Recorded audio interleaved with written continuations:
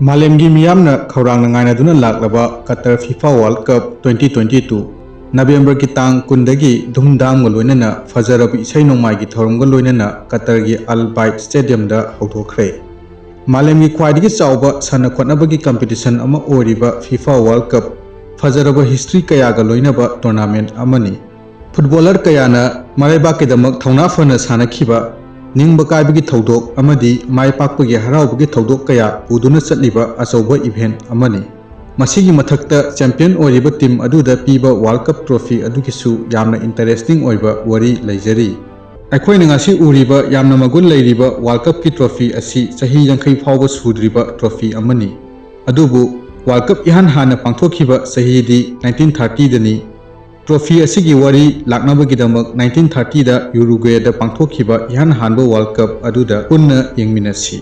Ahanba oina FIFA World Cup asi Uruguay da 1930 da pangthokhi. Pangthoknabagidamak achoba thodang lawkhiba miyoi adudi Jules Rimet kawi. Jules Rimet FIFA gi ahumsuba president ni mahakna World Cup mai pakna pangthoknanaba honabada achoba thodang lawkhi. Matam aduda chanakhiba World Cup trophy adu French sculptor Abel Leffler na semki 35 cm wangba arumana 3.8 kg oiba trophy adu silver na saraga gold plated ohelami trophy adu da Greek ki mai pakpugi laini hainariba Nike mitam yawi trophy adu gi maming na victory haina tholami adubu miyamna World Cup trophy natraga Coupe du Monde hairaga na hena khangnarami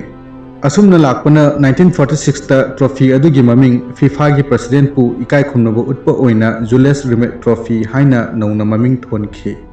trophy asigi angakpa wari amana second world war gi matamda trophy asi 1938 ki World Cup champion Italy gi makhutta leirami matam adugi FIFA gi vice president Italy macha Ottorino Barasina trophy adu lausinduna tekta kaidana thamki mahakna Romgi trophy thampham mafam adudagi lona lokthokuna lan loidri phawpa mahaki phamung makhagi khungup upuda lona tekta kaidana thamki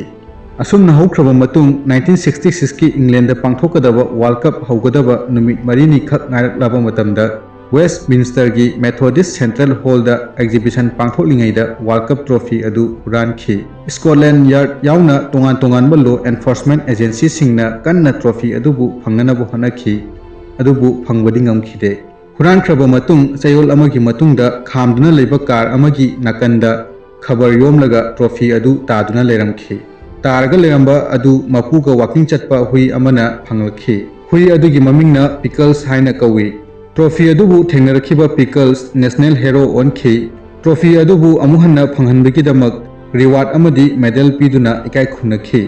hui aduda thagatpa phongdokpaga loinana 1966 ki World Cup aduda England na West Germany bu final da maithiba piduna Wembley Stadium da England gi captain Bobby Moore na asengba Jules Rimet trophy adu thangatuna harauba phongdokhi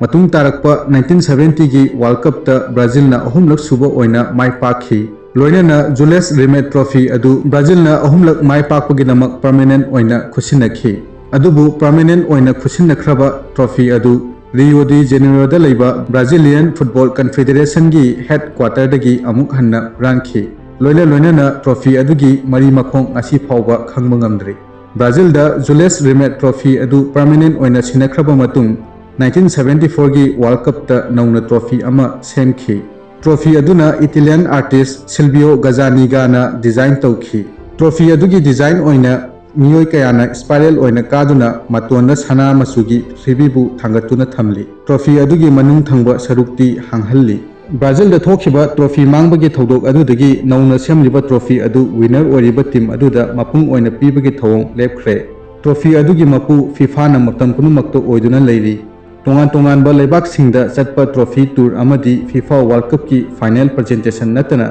FIFA gi headquarters jurista lengdana thami mutung tarakpa World Cup winner singda bronze na saba gold plated World Cup winner trophy khusinai winner sing aduna trophy asi makhoi gi lebakta thamgani ngasi phawbada chanaduna lakliba World Cup trophy asi 6.175 kg lumba 18 carat gold gi trophy amani awangwana 36.5 cm amadi makhagi circular base aduna 13 cm diameter oiri trophy asida yauriba sanagi value asi hojik matamgi gold rate ki matung inna India gi paisa da crore ani gi mathakta oigani ꯁꯥꯟꯅ ꯈꯣꯠꯅꯕꯒꯤ ꯂꯝꯗ ꯄꯤꯕ ꯇ꯭ꯔꯣꯐꯤꯁꯤꯡꯒꯤ ꯃꯅꯨꯡꯗ ꯌꯥꯝꯅ ꯃꯒꯨꯟ ꯂꯩꯕ trophy ꯑꯃꯅꯤ꯫ ꯍꯧꯖꯤꯛ ꯄꯥꯡꯊꯣꯛꯂꯤꯕ ꯋꯥꯔꯜ ꯀꯞ ꯑꯁꯤꯗꯁꯨ ꯇ꯭ꯔꯣꯐꯤ ꯑꯁꯤꯒꯤꯗꯃꯛ ꯂꯩꯕꯥꯛ 32ꯅ ꯑꯊꯣꯏ ꯑꯍꯦꯟ ꯇꯥꯟꯅꯒꯗꯧꯔꯤ꯫ ꯀꯅꯥꯅ ꯃꯄꯨ ꯑꯣꯏꯒꯗꯒꯦ ꯍꯥꯏꯕꯗꯨ ꯃꯌꯥꯝ ꯄꯨꯟꯅ ꯌꯦꯡꯃꯤꯟꯅꯔꯁꯤ꯫